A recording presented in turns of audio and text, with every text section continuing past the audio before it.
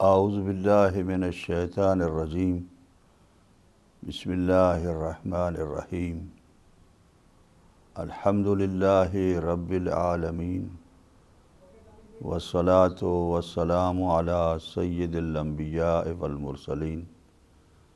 وعلی آلہ الطیبین الطاہرین المعصومین۔ ناظرین کرام و سامعین محترم، پروگرام احکام اسلامیہ کے ساتھ ہدایت ٹی وی پر آپ کی خدمت میں حاضر ہوں۔ احکام اسلامیہ میں ہم یہ دیکھ رہے ہیں کہ اللہ سبحانہ و تعالیٰ کے احکام آیا ہم درست بجا لا رہے ہیں قرآن و حدیث کی روشنی میں؟ کیونکہ اکثر جب مومنین اور شیعیان حیدر کرار مسلمانوں کو دیکھتے ہیں تو ان کی عبادات کچھ دوسرے طریقے سے ہیں اور ہمارے کچھ دوسرے طریقے سے ہیں۔ ہم نے ابتدا سے وضو، طہارت، اذان اور اس کے بعد نماز کے ہاتھ کھولنے کے احکام اور قرآن و حدیث کے ذریعے سے یہ پیش کرنے کی کوشش کی اور سعادت حاصل کی کہ اللہ سبحانہ و تعالیٰ نے جس طریقے سے اور جیسے ہمیں حکم دیا اسی طریقے سے ہمیں جو ہے وہ فخر ہے کہ ہم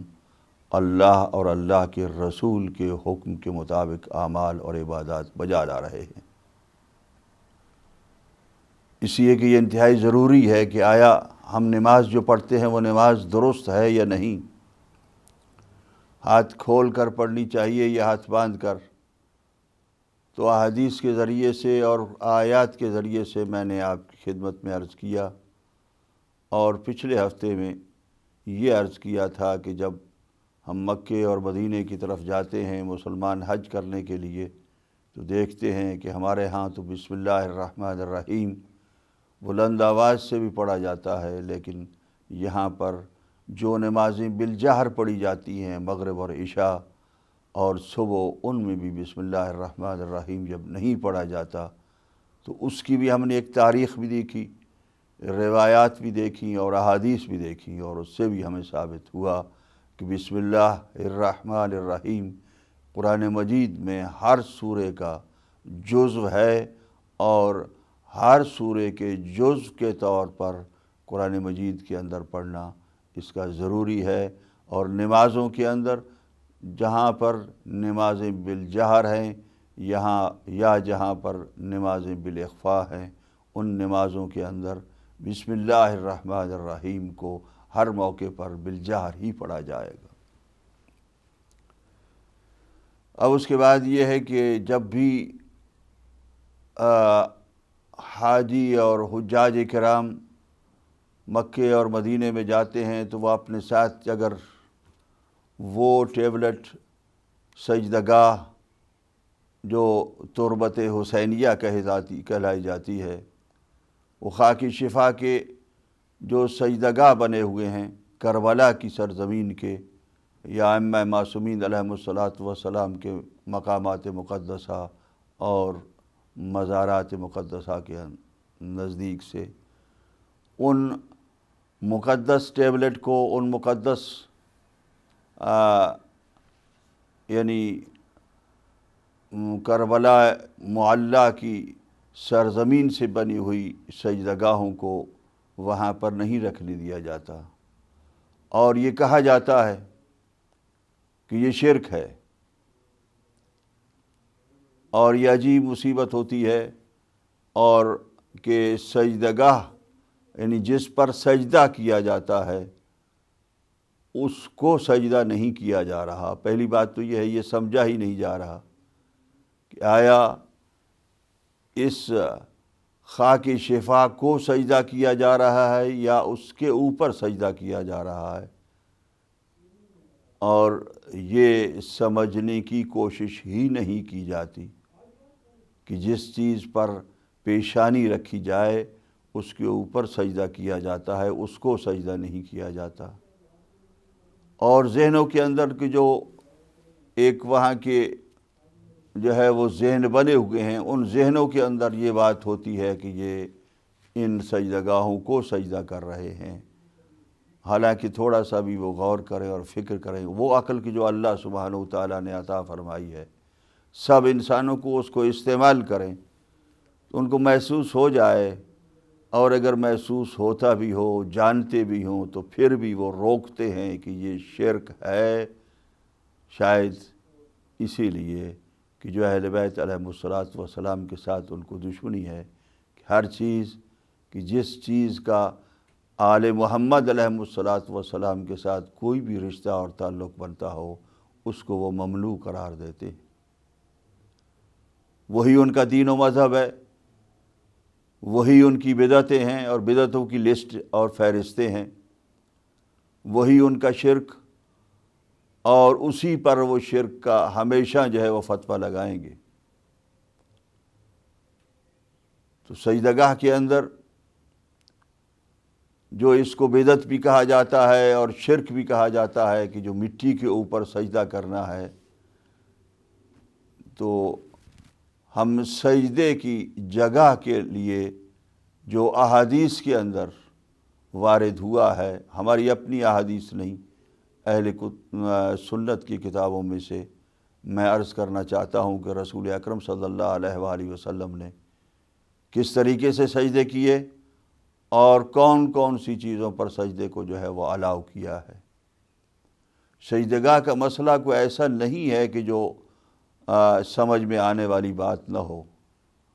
لیکن صرف چونکہ کربلا سے اور سید الشہداء سے اور اہل بیت محمد علیہم الصلاۃ کے سے تعلق اور رشتہ ہے، اس لیے اسے ممنوع قرار دیا جاتا ہے مکے اور مدینے کی سرزمین میں۔ سب سے پہلے ہم دیکھتے ہیں کہ رسول اکرم صلی اللہ علیہ وآلہ وسلم نے سجدے کس طریقے سے کیا اور کیا فرمایا، ارشاد فرمایا ہے۔ نبی اکرم کی ایک بہت ہی مشہور حدیث ہے صلی اللہ علیہ وآلہ وسلم کی، جو دونوں اور تمام مکاتب فکر کے اندر موجود ہے، اور اس میں کسی کو انکار نہیں ہے کہ آپ نے ارشاد فرمایا وَجُعِلَتْ لِيَ الْأَرْضُ مَسْجِدًا وَطُہُورًا، کہ زمین میرے لیے مسجد سجدے کی جگہ اور طاہر و مقدس بنائی گئی ہے، طاہر بنائی گئی ہے، پاک و پاکیزہ بنائی گئی ہے زمین میرے لیے۔ زمین کہیں کی بھی ہو، مکے اور مدینے کی ہو، مشرق کی ہو، مغرب کی ہو، شمال کی ہو، جنوب کی ہو، وہ زمین سرور کائنات، اور اس حدیث سے کسی کو انکار نہیں ہے، سرور کائنات حضرت محمد مصطفیٰ صلی اللہ علیہ وآلہ وسلم کے لیے مسجد یعنی سجدے کی جگہ بنائی گئی ہے، اور طاہر و پاک و پاکیزہ بنائی گئی ہے۔ اس حدیث سے جو استنباط کیا جاتا ہے، جو مجتہدین مسائل جو ہیں وہ اپنے استنباط کرتے ہیں اور اپنی رائے اور اپنی اوپینین دیتے ہیں، پہلے تو مسجد کے حوالے سے کہ زمین پر ہی سجدہ ہو، اور دوسری طہارت کی کہ جو تیمم کے لیے کہ جو آیت بھی موجود ہے تیمم کے لیے، اگر پانی نہ ہو تو پاک اور پاکیزہ مٹی کے اوپر، اس میں شرط پاکیزگی کی ہے کہ کہیں مٹی کہیں نجس نہ ہو، اس کے اوپر تیمم کر لیا کرو۔ تو یہاں پر حدیث سے بھی یہی استفادہ کیا جاتا ہے کہ اگر پانی نہ ہو تو زمین پاک و پاکیزہ ہے، یعنی پوری کی پوری زمین کو سجدہ گاہ بنایا گیا ہے۔ اور سرور کائنات یہ ارشاد فرماتے ہیں کہ جب ان کے لیے ہے تو ان کی امت کے لیے ان کی پیروی میں ہر وہ کہ جو نماز پڑھے گا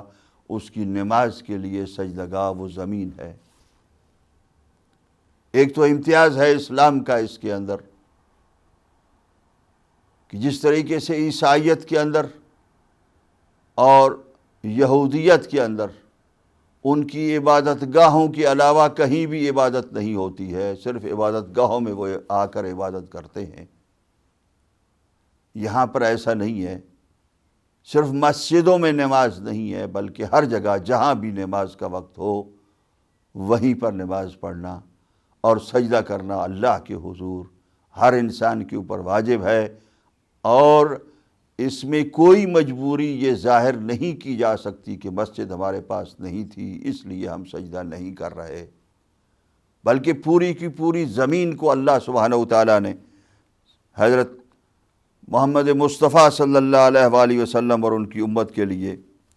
سجدہ گاہ بنایا ہے، سجدہ کرنے کی جگہ بنایا ہے۔ اور اب اس میں اسی حدیث کے اندر سے یہ استنباط ہوتا ہے کہ زمین کی کوئی بھی قسم ہو، چاہے مٹی ہو، چاہے ریت ہو، چاہے پتھر ہوں، چاہے کنکر ہوں، ان سب کے اوپر زمین کی قسموں کے اوپر سجدہ جو ہے وہ کیا جائے گا۔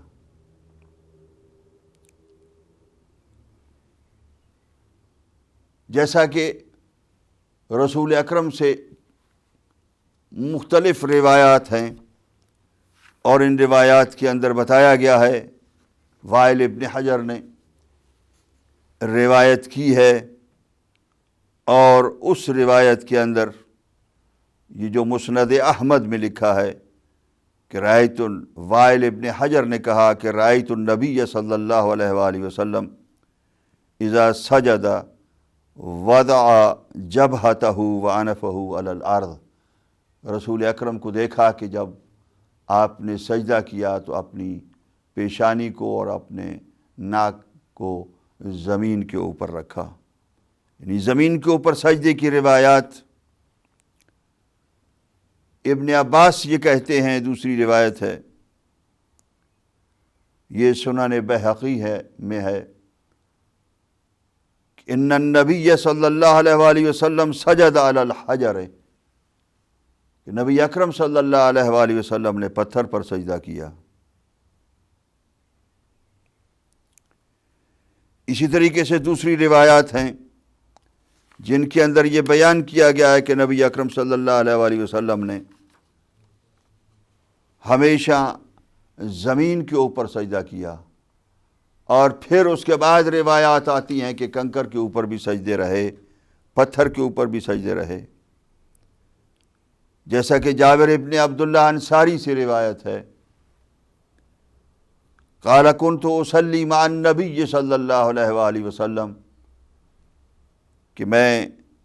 جابر ابن عبداللہ انصاری یہ کہتے ہیں، میں نبی اکرم صلی اللہ علیہ وآلہ وسلم، یہ مسند احمد، سنن بہقی کے اندر، دونوں کتابوں کے اندر روایت موجود ہے، نبی اکرم کے ساتھ ظہر کی نماز پڑھ رہا تھا، کہیں نہیں پڑھنے لگا، تو اس سے پہلے میں نے فآخذ قبضۃ من الحصا، تو کچھ چھوٹے چھوٹے کنکر میں نے اپنے ہاتھ میں لے لیے، فاجعلها فی کفی، اور میں اس کو اپنی ہتھیلی کے اندر اس کو رکھ دیا ان کو، ثم احولها الى الکف الاخری، اور پھر اس کے بعد ایک ہتھیلی سے، چونکہ گرم تھے، گرمی کا موسم تھا، تپتی ہوئی ریت کے اوپر سے، تپتی ہوئی زمین کے اوپر سے میں نے وہ کنکر اٹھائے، اور کنکر اٹھا کر میں نے ایک ہتھیلی کے اندر بند کر دیے، پھر اس کے بعد دوسری ہتھیلی کے اندر میں نے ان کو تبدیل کیا تاکہ وہ کچھ ٹھنڈے ہو جائیں، حتیٰ تبرد، تاکہ وہ ٹھنڈے ہو جائیں،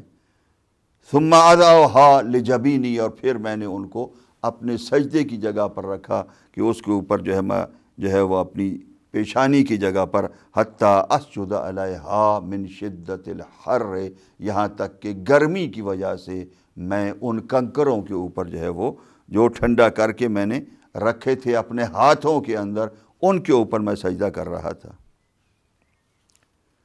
اب یہ زمین اور مٹی کے اوپر سجدہ کرنا اور اس سجدے کے بعد جو کنکر کے اوپر سجدہ کرنا، ایک مرحلہ ایسا ہے، اور ہمیشہ دوسری روایات کے زمین کے اوپر ہمیشہ سجدہ کیا، جیسا کہ حجر ابن وائل کی روایت، وائل ابن حجر کی روایت کہ اذا سجد نبی صلی اللہ علیہ وآلہ وسلم وضع جبہتہ وانفہ علی الارض۔ ابن عباس حجر پر کہتے ہیں، اور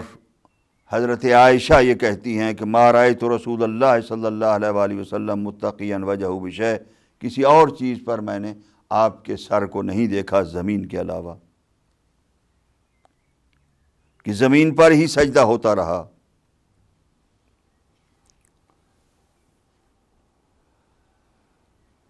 پھر اس کے بعد ایک نوبت ایسی آئی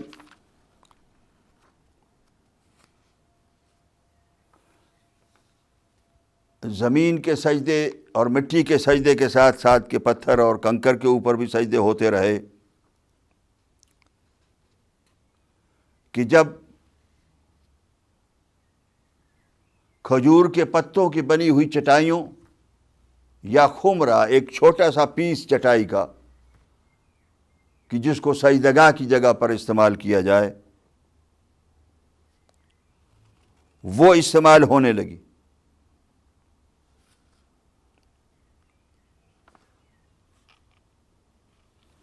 جیسا کہ روایات میں ہے، انس ابن مالک سے روایت ہے، کان رسول اللہ صلی اللہ علیہ وآلہ وسلم یصلی علی الخمرۃ، کہ رسول اکرم صلی اللہ علیہ وآلہ وسلم اس کھجور کے بنے ہوئے ایک چھوٹے سے پیس کو سامنے رکھتے تھے اور اس کے اوپر نماز پڑھتے تھے۔ پھر مسند احمد میں ابن عباس سے ہے، کان رسول اللہ صلی اللہ علیہ وآلہ وسلم یصلی علی الخمرۃ، کہ رسول اکرم کھجور کے پتوں کے بنے ہوئے ایک چھوٹے پیس کے اوپر جو ہے وہ سجدہ کرتے تھے، نماز پڑھتے تھے۔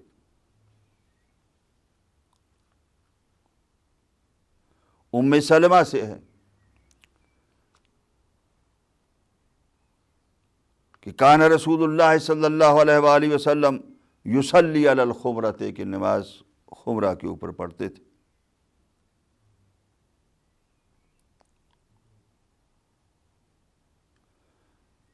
جناب میمونہ سے ہے، رسول اکرم صلی اللہ علیہ وآلہ وسلم یصلی علی الخمرۃ فیسجد، اور اسی خمرے کے اوپر سجدہ کرتے تھے۔ یہ تمام خمرے کی روایات کے اوپر ایک اور وضاحت آ جاتی ہے۔ پھر اس کے بعد ایک چٹائی، جو کھجور کے پتوں کی بنی ہوئی چٹائی ہے، اس کی روایات ہیں۔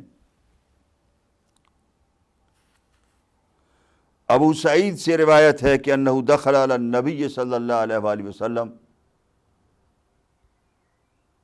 کہ وہ نبی اکرم صلی اللہ علیہ وآلہ وسلم کے پاس گئے ایک موقع پر، قال فرأیتہ، تو وہ یہ کہتے ہیں کہ میں نے نبی اکرم کو دیکھا، یصلی علی حصیر یسجد علیہ، وہ ایک چٹائی کے اوپر نماز پڑھ رہے تھے اور جس چٹائی کے اوپر آپ سجدہ فرما رہے تھے۔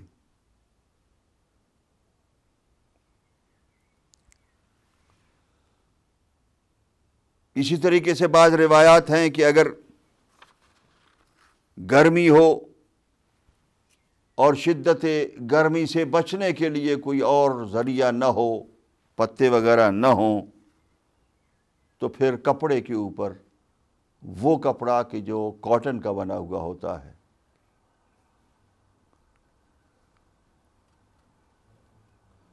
اس کے بارے میں بھی روایات ہیں۔ انس ابن مالک سے روایت ہے کہ کنا اذا صلینا مع النبی صلی اللہ علیہ وآلہ وسلم جب نبی اکرم کے ساتھ نماز پڑھتے تھے فلم یستطع احدنا ان یمکن جبہتہ من الارض، اور اگر کوئی ہم میں سے یہ استطاعت نہیں رکھتا تھا گرمی کی وجہ سے یا سردی کی شدت کی وجہ سے کہ زمین پر اپنی پیشانی کو ٹیک سکے اور ٹکا سکے، تو طرح ثوبہ ثم سجد علیہ، تو اپنا کپڑا پھیلا دیتا تھا آگے اور وہ اسی کے اوپر سجدہ کرتا تھا۔ تو تمام مراحل میں مٹی کے اوپر، پتھر کے اوپر، کنکروں کے اوپر، پھر اس کے بعد خمرہ کے اوپر، پھر حصیر کے اوپر، چٹائی کے اوپر، اور پھر اس کے بعد کپڑوں کے اوپر، یہ ہیں وہ سجدے کے مراحل کہ اگر یہ ملے، مٹی پر کرنا ہو تو بہتر ہے، سب سے بہتر ہے، پھر اس کے بعد دوسری چیزیں اور زمین کے بعد۔ تو ساری روایات سے اگر ساری ان روایات کو اس حدیث کی تفسیر کے سامنے، تفسیر کے لیے، تعبیر کے لیے سامنے رکھ دیا جائے کہ جس حدیث میں رسول اکرم نے ارشاد فرمایا کہ جعلت لی الارض مسجدا و طہورا، تو اس حوالے سے ہم اگر دیکھیں تو ہمیں یہی نظر آئے گا کہ سجدہ زمین پر ہوتا ہے، زمین کی ساری قسموں پر، اور پھر وہ چیزیں کہ جو زمین سے اگتی ہیں یا زمین سے اگنے والی ہوں، جیسا کہ کھجور کے پتوں کے اوپر، یا جس طریقے سے کہ دوسری ایسی چیزیں کہ جو زمین سے اگنے والی، کاٹن ہے کہ جو زمین سے اگنے والی چیز ہے، اس کے بنے ہوئے کپڑے کے اوپر۔ تو زمین کی ساری قسموں اور کاٹن کے اوپر، یا ایسی چیزیں کہ جو زمین سے پیدا ہوتی ہیں، ان سب کے اوپر سجدہ جو ہے وہ احادیث کی روشنی میں جائز قرار دیا جائے گا۔ اور اس سجدے کے لیے کوئی بھی چیز آپ استعمال کر سکتے ہیں اور تمام مذاہب کے اندر جائز ہے، لیکن وہ چیزیں کہ جو ان قسموں کے اندر نہ آتی ہوں، زمین کی قسم میں سے نہ ہو، یا جو چیزیں زمین سے پیدا ہوتی ہیں، پتے ہیں، لکڑی ہے، اس میں سے نہ ہو، تو اس وقت جو ہے وہ اس کو استعمال نہیں کیا جا سکتا۔ یہی وجہ ہے کہ مختلف مواقع پر بعض علی ابن عبداللہ ابن عباس کی ایک روایت ہے کہ انہوں نے بعض موقعوں پر لکھا مدینے کے کسی صحابی کو کہ میرے لیے مدینے کی ایک پتھر کی جو ہے وہ پلیٹ بھیجو کہ جس کے اوپر میں سجدے کروں۔ اسی طریقے سے سلفیوں کے مشہور فقیہ ہیں مسروق ابن اجدع، وہ بھی اپنے ساتھ مدینہ منورہ سے بنی ہوئی ایک پلیٹ پتھر کی اپنے ساتھ رکھتے تھے کہ جس کے اوپر وہ سجدہ کرتے تھے، اس لیے کہ وہ مبارک سرزمین ہے، اور سجدے کے لیے زمین سے بہتر کوئی چیز نہیں ہے، اور جب زمین سے بہتر کوئی چیز نہیں ہے تو وہ سجدہ اگر زمین پر ہی کیا جائے، یعنی مٹی کے اوپر کیا جائے، اور مٹی بھی وہ کربلائے معلیٰ کی ہو کہ جہاں پر مظلومیت کا ایک بہت بڑا درس دیا جاتا ہے کہ جب سجدہ کرنے والا سجدہ کرے تو اس وقت اسے ایک ظلم اور مظلومیت کی داستان یاد آ جائے، اور وہ سجدے میں یہ یاد رکھے کہ مجھے ہمیشہ مظلوموں کا ساتھ دینا ہے، ظالموں کا ساتھ نہیں دینا، اور وہ مٹی جو ہے وہ اس کے اندر، اس کے اوپر کربلا کی مٹی کے اوپر وہ سجدہ کرے۔ تو اس سے بہتر سجدے کی کوئی جگہ، سجدے کی کوئی چیز نہیں ہو سکتی جو احادیث کے اندر بھی واضح ہے اور روایات کے اندر بھی واضح ہے۔ کربلا کی زمین کو کتنا مقدس بنایا گیا ہے، اس لیے اسی وجہ سے ہم کربلا کی زمین سے بنی ہوئی سجدگاہیں لے کر اپنے ساتھ رکھتے ہیں، تاکہ ہر وقت اور ہر موقع پر، ہر جگہ پر جب اللہ کے حضور سجدہ کرنا ہو تو ہمارا سجدہ زمین کے اوپر ہو، مٹی کے اوپر ہو، اور اس معلیٰ جگہ پر، اور جو کہ کربلا معلیٰ کہی جاتی ہے، اس کی مٹی سے بہتر ہم کوئی مٹی نہیں سمجھتے ہیں، اس لیے اسی مٹی کے اوپر ہم سجدہ کرتے ہیں، اس کو سجدہ نہیں کرتے۔ ابھی ہم وقفے پر جا رہے ہیں، اور تھوڑی دیر کے بعد انشاءاللہ وقفے کے بعد اور اذان کے بعد آپ کی خدمت میں دوبارہ حاضر ہوں گے۔